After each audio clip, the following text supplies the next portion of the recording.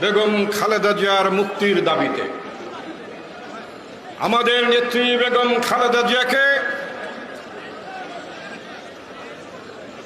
আটক করা হয়েছে, শাস্তি দেওয়া হয়েছে। কেন তাকে শাস্তি দেওয়া হয়েছে বিষয়টি স্পষ্ট করেছে মার্কিন যুক্তরাষ্ট্র। গত কয়েকদিন আগে মার্কিন যুক্তরাষ্ট্র বলেছে বাংলাদেশে একটি একতরফা নির্বাচন আয়োজনের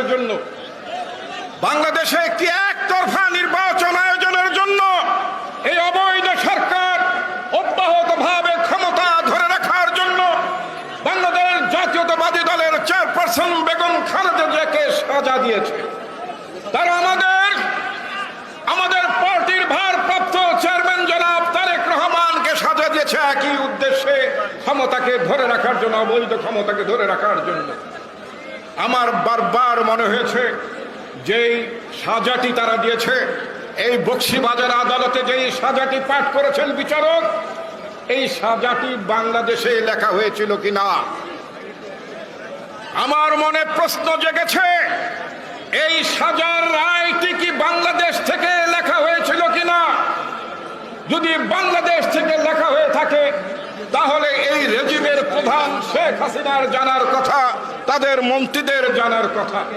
কিন্তু আমার মনে হয় তাদের কথাবার্তা শুনে মনে হয় এই রায়টি বাংলাদেশ থেকে লেখা হয়নি, অন্য কোথাও থেকে লেখা হয়েছে, অর্থাৎ আউটসোর্সিং করা হয়েছে আমার ধারণা। কারণ শেখ হাসিনা বারবার বলেন এতিমের টাকা আত্মসাৎ করেছে বেগম খালেদা জিয়া। এতিমের টাকা আত্মসাৎ করার জন্য নাকি বেগম খালেদা জিয়াকে সাজা দেওয়া হয়েছে। বন্ধুগণ, এখানে অনেক আইনজীবীও বোধহয় আছেন। আমি রাজনীতির লোক, কিন্তু আইনের প্রতি আমার যথেষ্ট আগ্রহ আছে। আমি মোটামুটি পড়াশোনার চেষ্টা করি। আমাদের নেত্রী বেগম খালেদা জিয়া সম্পর্কে যে রায়টি দেওয়া হয়েছে, সে রায়ের কয়েকশো পৃষ্ঠা রায়ের কোন জায়গায় একটি লাইনের মধ্যে কথা লেখা নেই বেগম খালেদা জিয়া এতিমের টাকা আত্মসাৎ করেছেন। বিচারক এই লাইনটি, এই আত্মসাৎ শব্দটি পর্যন্ত লেখা হয়নি। অথচ বাংলাদেশে এই রেজিমের প্রধান অবৈধ শাসক, এই অবৈধ সরকারের প্রধানমন্ত্রী বেগম খালেদা জিয়া এবং তার মন্ত্রীবর্গ প্রতিদিন এই কথা বলে বেড়াচ্ছে। আজকে যদি এই দেশটি বাংলাদেশ না হতো, আজকে যদি এইটা যদি অন্য কোনো গণতান্ত্রিক দেশ হতো, তাহলে মিথ্যা অপবাদের জন্য শেখ হাসিনা সহ তার মন্ত্রীদেরকে 100 বছরের জেল হতো। বন্ধুগণ, আমি আমার বক্তব্য দীর্ঘায়িত করতে চাই না।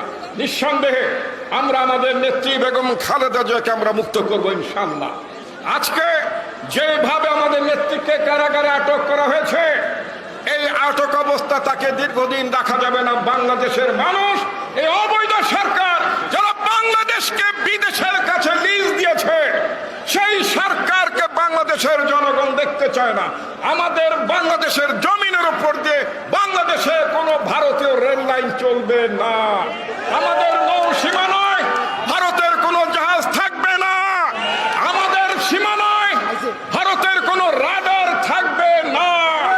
বাংলাদেশ স্বাধীন করেছে আমাদের নেতা জিয়াউর রহমান, আর এই দেশকে রক্ষার আহ্বান জানিয়েছিলেন আমাদের নেত্রী বেগম খালেদা জিয়া।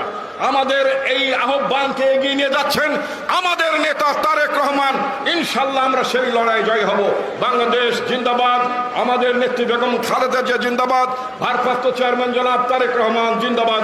আসসালামু আলাইকুম ওয়া রাহমাতুল্লাহ।